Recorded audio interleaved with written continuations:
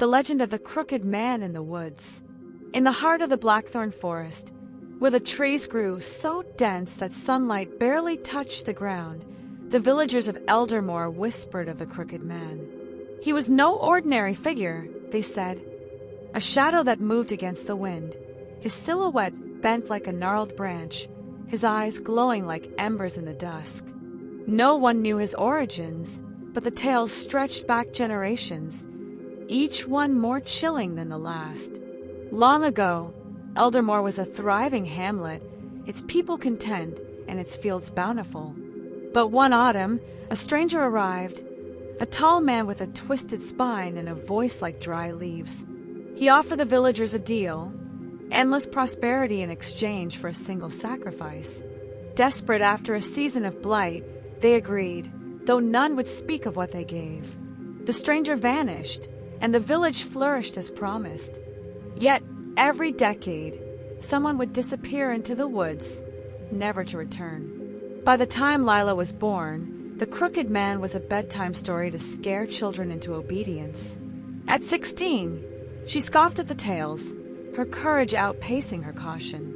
When her younger brother, Tobin, vanished after chasing a stray lamb into the forest, the villagers shook their heads, muttering of the Crooked Man's due. Lila refused to accept it. Armed with only a lantern and her father's old dagger, she ventured into Blackthorn Forest. The woods were a labyrinth of shadows, the air thick with the scent of moss and decay. Lila called Tobin's name, her voice swallowed by the silence. Hours passed, and the trees seemed to shift, their branches curling like fingers. Then she saw it, a flicker of light, not her lantern's warm glow, but a cold red gleam. Her heart pounded as she followed it, the forest growing darker with every step. At the edge of a clearing stood a figure, hunched and impossibly tall, his limbs bent at unnatural angles. His face was obscured, but his eyes burned like twin coals. "You seek the boy," he rasped, his voice slithering through the air. Lila gripped her dagger, trembling but defiant. "Where's Tobin?" she demanded. The Crooked Man laughed, a sound like breaking twigs. "He's mine, as are all who stray.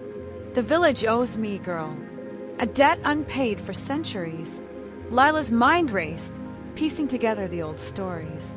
The sacrifice, the prosperity, it was a curse, not a blessing. "What do you want?" she asked, stalling for time. "Fear," he said, stepping closer, his shadow swallowing the moonlight. "It feeds me. Your brother's terror is sweet, but yours would be sweeter." Lila's lantern flickered, and she felt the weight of the forest pressing in. But she remembered her grandmother's words. "The dark fears the light you carry within." With a cry, Lila thrust her lantern forward, its flame flaring brighter than it should have. The Crooked Man recoiled, his form wavering like smoke. "You can't have him!" she shouted, her voice steady now. She slashed her dagger through the air, not at the figure but at the fear in her heart. The blade seemed to cut through the very fabric of the night, and the Crooked Man shrieked, his body unraveling into a swarm of black moths that scattered into the trees. The forest exhaled, the oppressive weight lifting. In the clearing, Tobin lay curled up, unharmed but dazed. Lila rushed to him, pulling him into her arms. As they stumbled back to Eldermore, the woods felt lighter, the stars visible through the canopy. The villagers never spoke of the Crooked Man again, as if his name had been erased from their tongues. Eldermore's prosperity faded, but so did the disappearances. Lila kept her dagger close, her lantern always lit, knowing the forest held secrets that might one day stir again. And in the deepest parts of Blackthorn, where no one dared tread, the moths still fluttered, waiting for fear to call them home.